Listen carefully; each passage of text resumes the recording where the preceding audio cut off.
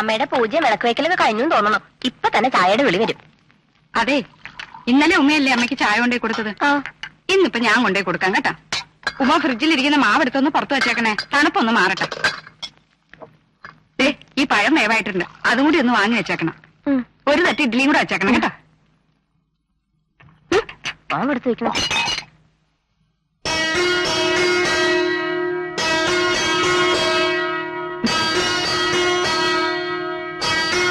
അമ്മേ, ചായ. ഞാൻ ഊഹിച്ചു നീ ആയിരിക്കും അമ്മയ്ക്ക് ചായ കൊണ്ടുവരുന്നതെന്ന്. 3 മരുമക്കളും അമ്മയെ സ്നേഹിക്കാൻ മത്സരിക്കുന്നത് കാണുമ്പോ ഈ അമ്മയ്ക്ക് സഹിക്കുന്നില്ല മക്കളെ. ഇതൊക്കെ കാണാൻ ഇവിടെ ഒരാളില്ലാതെ പോയെന്ന് ഓർക്കുമ്പോ അമ്മ എന്നാത്തിനാ എപ്പോഴും ഇത് പറഞ്ഞു കരയുന്നേ? ചായ കുടിക്കമ്മേ. അയ്യോ, അമ്മയുടെ കാലിൽ എന്ത് പറ്റേ? ഓ, ചെറിയൊരു പെരുപ്പ് പോലെ. അത് അബദ്ധത്തിന് ഇവളോടൊന്ന് പറഞ്ഞുപോയി. തടവിയത് മതി സെലീനെ. അടുക്കളയിലെ കാര്യങ്ങൾ നോക്കാൻ ഞാനും ഓമയും ഉണ്ടല്ലോ.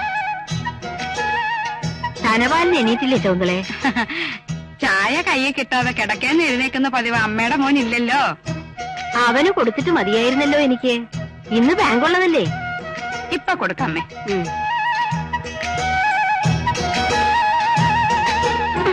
അയ്യോ, അങ്ങ് പതുക്കെ. എഴുന്നേറ്റേ.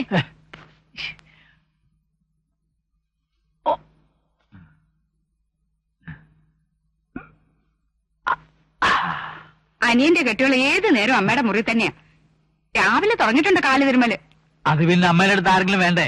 പ്രായമായി വരികയല്ലേ. ഇത് സ്നേഹം കൊണ്ടുള്ള ശുശ്രൂഷയൊന്നും അല്ല. എന്താ?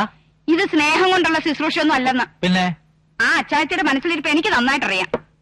മനസ്സിലിരിപ്പ് എന്തായാലും എന്താ, അമ്മയ്ക്ക് എല്ലാ മരുമക്കളും ഒരുപോലെ തന്നെയാ. അത് നമ്മുടെ തോന്നല. നല്ല ഒന്നാന്തരം തറവാട്ടിൽ നിന്ന് വന്ന എന്നെ ഉമ്മയെക്കാളും അമ്മയ്ക്ക് താല്പര്യം അന്യജാതിക്കാരിയോടാ. അന്യജാതി ആണേലും അവളും അമ്മയുടെ മോന്റെ ഭാര്യ തന്നെയല്ലേ. ധർമ്മപാലൻ അന്ന് അങ്ങനെ ഒരു അബദ്ധം പറ്റി എന്ന് വെച്ച് അമ്മയ്ക്ക് അവനെ കൈവിടാൻ പറ്റുമോ? പിന്നെ നിങ്ങളെക്കാളൊക്കെ പേരും പെരുമയുള്ള തറവാട് തന്നെയാ മാണിക്യമംഗലം. പക്ഷേ പാരമ്പര്യത്തിന്റെ ഇല്ലാത്ത അന്തസ്സും മുക്കി പിടിച്ചു കിടക്കുന്ന സ്വഭാവം ഇവിടെ ഒരു തലമുറയിൽപ്പെട്ട ഒരാൾക്കുണ്ടായിട്ടില്ല. സ്നേഹിക്കാനേ അറിയൂ അമ്മയ്ക്ക്. അതെ, ജാതി മതം നോക്കിയിട്ടൊന്നുമല്ല. ആയിരുന്നെങ്കിൽ ധർമ്മപാലൻ സെലിനെ വിളിച്ചോണ്ട് വരുമ്പോ അമ്മ രണ്ടേ നീട്ട് സ്വീകരിക്കുമായിരുന്നോ? അമ്മയെ പറ്റി എന്തെങ്കിലും പറഞ്ഞ ഇവിടെ ചിലർക്ക് 100 നാക്കാ. എന്താ? ഞാൻ നിർത്തിയില്ല. നിർത്തുക നല്ലത്. എന്നും രാവിലെ ചായ കൊണ്ടിരുമ്പോ മോന്തതേ ഇത്ര ഉണ്ടാവും. എന്തെങ്കിലും കുശുമ്പും പറയാണ്ടാവും. ചായ ഞാൻ കുടിച്ചു കഴിഞ്ഞില്ല. ഇന്നത്രയും കുടിച്ചാ മതി.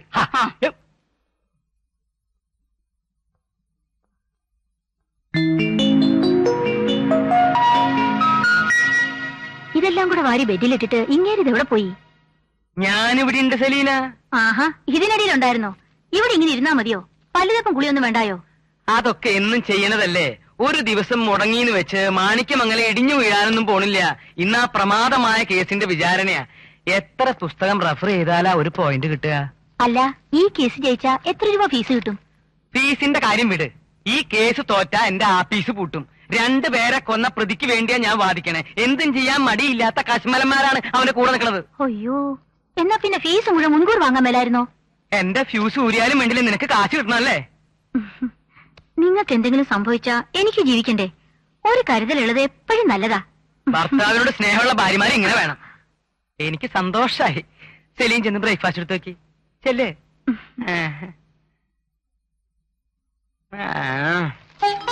അമ്മയ്ക്ക് വയ്യാന്ന് പറഞ്ഞിട്ട് എവിടെങ്കിലും അടങ്ങിയിരുന്നൂടായിരുന്നോ? എനിക്കൊരു വയ്യായികയില്ല മോളെ. എന്റെ കണ്ണടയുന്ന വരെ എന്റെ കൈകൊണ്ട് തന്നെ ഇവന്മാർക്ക് വിളമ്പി കൊടുക്കണം. അല്ലെങ്കിൽ എനിക്ക് ഏതാണ്ട് പോലെയാ. അത് ശരിയാ, അമ്മ വിളമ്പി തന്നില്ലേ ഞങ്ങൾക്ക് പോലെ ഏതാണ്ട് പോലെയാ. സത്യം പറയാലോ, അമ്മ കുറച്ചു ദിവസം സുഖമില്ലാതെ കിടന്നപ്പോ വിളമ്പി തന്നത് ഇവളാ. അന്ന് വാദിച്ച കേസ് മുഴുവനും തോറ്റു.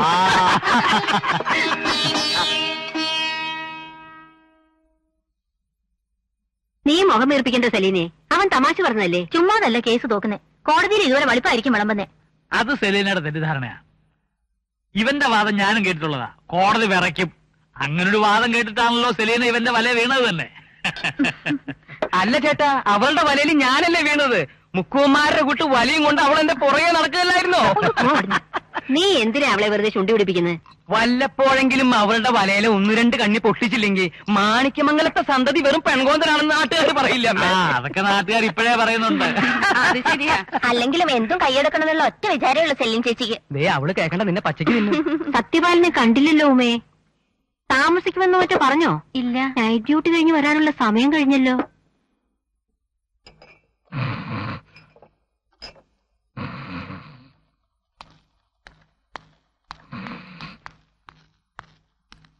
സാറേ, സത്യപാല സാറേ, നേരം വെളുത്തു സാറേ. രാവിലത്തെ കുടിയന്മാര് വരാറായി. അവര് കണ്ട മോശമാ. ഒന്ന് എഴുന്നേറ്റേ സാറേ. കെട്ടുവിട്ട് നടന്നില്ല, കുറച്ച് വെള്ളം കളിച്ച് നോക്ക്.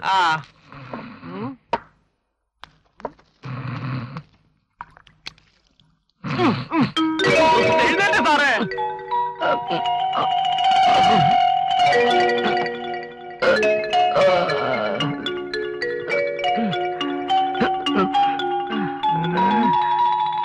ഇത് സ്റ്റേഷൻ അല്ലല്ലോ, ഞാൻ എങ്ങനെ ഇവിടെ എത്തി?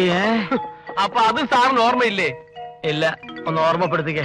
അതോ ഏതോ ശവത്തിന് കാവൽ നിൽക്കാറുണ്ട്. വെറും വയറ്റിൽ പോയാൽ ശരിയാവത്തില്ല എന്ന് പറഞ്ഞ് 2 വിടാൻ കയറിയതാ സാറ്.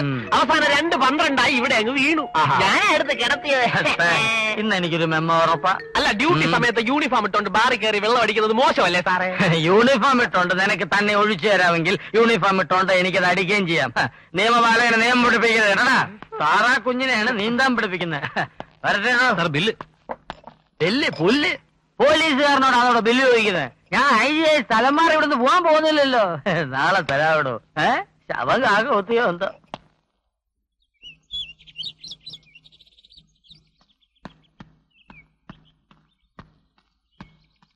അമ്മേ, പോയിട്ട് വരട്ടെ. പോയിട്ട് വാ മോനെ. ഞാനിത് കൊടുത്തിട്ട് വരാം. എന്നെ അനുഗ്രഹിക്കാമേ. പോയിട്ട് വാ മോനെ. നീ ഇന്ന് ഉച്ചയ്ക്ക് ആഹാരം ഒന്നും കൊണ്ടുപോണില്ലേ? എന്തും വാങ്ങിച്ചു തരാൻ കക്ഷികൾ ക്യൂ നിൽക്കുമ്പോ ഞാൻ എന്തിനാ അമ്മ ഈ പൊതിച്ചോറും കൊണ്ട് പോണേ? കാര്യമൊക്കെ കൊള്ളാം. 6 മണിക്ക് മുമ്പ് എത്തണം. ഇന്ന് ഡോക്ടറെ കാണേണ്ട ഡേറ്റാ. ഓ, ഞാനതങ്ങ് മറന്നു. നീ ഒരുങ്ങിയെന്നോ? ശിവന്റെ അമ്പലത്തിൽ ഒരു അർച്ചന വെച്ചിട്ട് പോയാൽ മതി. ഡോക്ടർ മാത്രം വിചാരിച്ചിട്ട് കാര്യമൊന്നുമില്ല. അന്തോണീസ് പുണ്യാളന്റെ പള്ളിയില് ഞാൻ ഇന്ന് പ്രാർത്ഥിക്കുന്നുണ്ടമ്മേ. അമ്മ ഒന്ന് സമാധാനിക്ക്. ഈ അന്തോണീസും ശിവനും കൂടി വിചാരിച്ച 1 അല്ല 9 കുട്ടികൾ അമ്മയ്ക്ക് താലോലിക്കാം. ബാക്കി നമുക്ക് അനാഥാലയത്തിൽ കൊടുക്കാം. പോരെ? ഈ പഴയ പന്നാക്ക് സാധനം വല്ല ഇരുമ്പ് വിലക്കും കൊടുത്ത് ഒരു മാരുതി വാങ്ങാൻ പറഞ്ഞ ചേട്ടൻ കൂട്ടാക്കില്ല. നിങ്ങൾക്കല്ല അച്ഛൻ എനിക്കാ തന്നത് കാറ്. കോടി രൂപ എന്നാ കൊടുക്കൂല. സ്റ്റാർട്ടിംഗ് ട്രബിൾ ഉണ്ടെന്നേ ഉള്ളൂ. ഒരു അംബാസഡറും ഫിയറ്റ് ഇവന്റെ വെട്ടർ നിൽക്കൂല. അപ്പൊ ഞാൻ പോട്ടേട്ടാ.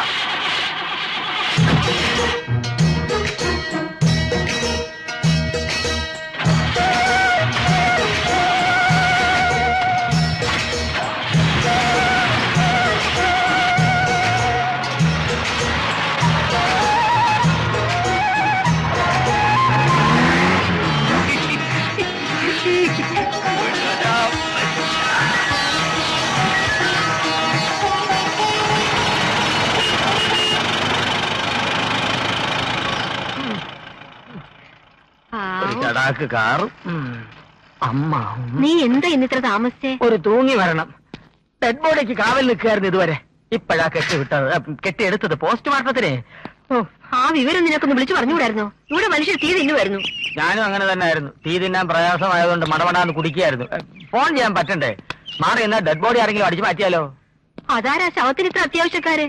കൊള്ളാം, വില കൂടിയപ്പോ ഇപ്പൊ ഭയങ്കര തള്ളല്ലേ? എന്തിനു വില കൂടിയെന്നാ? കിഡ്നിക്കും കണ്ണിനൊക്കെ ഇപ്പൊ എന്താ വില? കണ്ണു തെറ്റി അടിച്ചു മാറ്റത്തില്ലേ?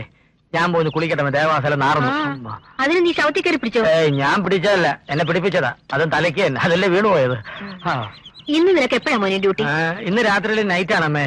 രക്ഷപ്പെട്ടു.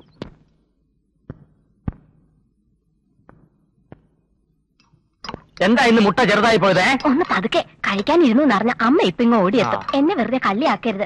താറാമുട്ട കിട്ടിയില്ല. ഈ കോഴിമുട്ട തന്നെ സംഘടിപ്പിക്കാൻ ഞാൻ പെട്ട പാട് എനിക്കേ അറിയൂ. എന്താ കോഴികൾ സ്ട്രൈക്കിലാണോ? മുട്ട ഇടിയില്ലേ? ഇന്നലെ രാത്രി സെയിലിയൻ ചേച്ചി ചോദിക്കുന്ന കേട്ടു, 20 താറാമുട്ട വാങ്ങി വെച്ചിട്ട് ഇത്ര പെട്ടെന്ന് എങ്ങനെ തീർന്നു? എന്നും രാവിലത്തെ ഈ പുട്ടുമുട്ട പരിപാടി ചേട്ടത്തിമാരെങ്കിലും അറിഞ്ഞോ? ഇല്ല. നീ കെയർഫുൾ ആയിട്ട് ഇരുന്നോണം. ഇല്ലെങ്കിൽ 1 മാസത്തെ ചെലവ് വീതിക്കുമ്പോ ഈ മുട്ടയുടെ കാശ് അഡീഷണൽ ആയിട്ട് ഞാൻ കൊടുക്കേണ്ടി വരും. നീ എന്നെ ചിരട്ട എടുപ്പിക്കരുതേ. നമ്മൾ എന്തിനാ ഈ നക്കാപ്പിച്ച കണക്കും പറഞ്ഞിട്ട് ഈ വീട്ടിലിങ്ങനെ അടിഞ്ഞൂടി കിടക്കണത്? 5-8 കൊല്ലായിട്ട് ഞാൻ പറയണതല്ലേ നമുക്കൊരു വീടെടുത്ത് മാറാന്ന്. നമ്മുടെ ഇഷ്ടത്തിന് ജീവിക്കാലോ. അമ്മയുടെ മനസ്സ് വിഷമിപ്പിക്കുന്ന ഒരു കാര്യത്തിന് ഞാനില്ല. അമ്മയുടെ കാലം കഴിയട്ടെ, എന്നിട്ട് ആലോചിക്കാം. എന്നാ അമ്മയുടെ മടി കയറിയിരുന്നോ. ശാപം കിട്ടിയ വീട്ടിൽ കഴിയുന്നിടത്തോളം കാലം നമുക്കൊരു കുഞ്ഞുണ്ടാവുമെന്ന് സ്വപ്നം കാണേ വേണ്ട. അതിപ്പോ ആരുടെയും കുറ്റം കൊണ്ടല്ലല്ലോ. മാണിക്യമംഗലത്ത് കുഞ്ഞുങ്ങൾ വാഴാനുള്ള യോഗം ഇല്ലെന്ന് കൂട്ടിയാൽ മതി. അല്ലെങ്കിൽ നമ്മുടെ ദീപമോളെ തിരിച്ചു വിളിക്കുമായിരുന്നു.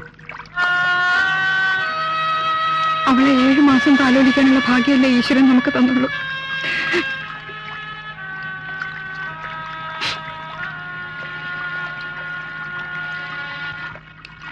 തറവാടിന്റെ വിധിയോ തലമുറകളുടെ ശാപമോ എന്തോ ആയിക്കോട്ടെ, ഒരു പേരക്കുട്ടിയെ കൊഞ്ചിക്കാനുള്ള അമ്മയുടെ അവകാശം നമുക്ക് നിഷേധിക്കാൻ നോക്കുമോ? നമുക്ക് ഏതായാലും കുട്ടികൾ ഉണ്ടാവില്ല എന്ന് വൈദ്യശാസ്ത്രം വിധി എഴുതി കഴിഞ്ഞു. ധർമ്മന്റെയോ സത്യന്റെയോ കാര്യത്തിലെങ്കിലും ദൈവം കഴിയുമെന്നുള്ള പ്രതീക്ഷയാണ് അമ്മയ്ക്ക്. അങ്ങനെ എന്തെങ്കിലും സംഭവിച്ചാൽ പിന്നെ നമ്മുടെ ഗതി എന്താവും ആലോചിച്ചിട്ടുണ്ടോ? എല്ലാം ഞാൻ ആലോചിക്കുന്നുണ്ട് ശകുന്തളെ. പക്ഷെ അമ്മയുടെ മുമ്പിൽ നമ്മൾ കുറച്ച് അഡ്ജസ്റ്റ് ചെയ്തേ പറ്റൂ. അമ്മയുടെ മനസ്സ് വിഷമിപ്പിക്കുന്ന ഒരു കാര്യവും ഞാൻ ചെയ്യില്ല. അമ്മയുടെ കാര്യത്തിലുള്ള വിഷമം എന്റെ മനസ്സെന്താ കാണാത്തത്? ഞാനും ഒരു സ്ത്രീയാ. നീ വിട് ധർമ്മ. എനിക്ക് ഒറ്റയ്ക്ക് നടക്കാൻ ഒരു വിഷമവും ഇല്ല. എനിക്ക് ഒറ്റയ്ക്ക് നടക്കാൻ നല്ല വിഷമുണ്ട്. ശയനപ്രദർശനം നടത്തിയിട്ട് നല്ല കിതപ്പാ. ഇത്തിരി കിതച്ചാലെന്താ, ഒരു നല്ല കാര്യത്തിനല്ലേ? നല്ല കാര്യത്തിന് എന്താ അമ്മ സത്യവാനെ വിളിക്കാത്ത? അവന് കുട്ടികളൊന്നും ഇല്ലല്ലോ, അവനും വന്ന് ഉരുളട്ടെ. അവൻ ഉരുണ്ടില്ലെങ്കിൽ എന്താ? അവന്റെ ഉമയമ്മ മനസ്സുരുകി പ്രാർത്ഥിക്കണുണ്ടല്ലോ. നിന്റെ ഭാര്യ സെലീനയ്ക്കാണെങ്കിൽ നമ്മുടെ ദൈവങ്ങളുടെ മുമ്പിൽ വരാൻ പറ്റുമോ? എന്റെ അന്തോണീസ് പുണ്യാള, എന്റെ സെലീനയുടെ പ്രാർത്ഥന ഒന്ന് കേൾക്കണേ, എന്നിട്ട് എന്നെ ഈ ഉരുട്ടിൽ നിന്ന് രക്ഷപ്പെടുത്തണേ ഗുരുവായൂരപ്പ. ആഹാ, നാണിയോ? പനിയൊക്കെ മാറിയോ? മാറി. ഇപ്പൊ ലക്ഷ്മിക്ക് തുടങ്ങി. മിക്ക വീടുകളിലുണ്ട് ഈ പനി. ഒരാഴ്ചയെങ്കിലും ശരിക്കും കിടക്കേണ്ടി വരും. ഒരാഴ്ച കിടന്നാ മതിയല്ലേ? പിന്നെ വേലായുധനെ കണ്ട എന്നെ ഒന്ന് വന്ന് കാണാൻ പറ. അവന്റെ പേരിലുള്ള ആ തല്ല് കേസ് അടുത്ത മാസത്തെ അവധിക്ക് വെച്ചിരിക്ക. എന്തിനാ കരയണേ? അവനെ തൂക്കി കൊല്ലൊന്നുമില്ല, ഞാൻ ഒറ്റയ്ക്കല്ലേ വാദിക്കണേ. അതൊന്നല്ല കുഞ്ഞെനിക്ക് സങ്കടം. ഈശ്വരൻ എനിക്ക് 2 ആൺകുട്ടികൾ തന്നു. 2 നേരിൽ കണ്ടാൽ അടിയ. പുഷ്കരൻ അവിടെ ഇറങ്ങാതെ വേലായുധം കേറില്ലെന്നാ പറയണത്. എന്നൊന്ന് കാണാൻ പോലും അവൻ വരുന്നില്ല. എന്തേ ഈ കുട്ടികൾ ഇങ്ങനായത്? അതെ, ഞാൻ അറിഞ്ഞുകൊണ്ട് ആർക്കും ഒരു തെറ്റും ചെയ്തിട്ടില്ല. ഒക്കെ എന്റെ യോഗ. മാണിക്യമംഗലത്ത് മുറ്റത്ത് കളിച്ചു വളർന്നിട്ട് അവരിങ്ങനെയായല്ലോ. എല്ലാം നേരെയാകും നാണി.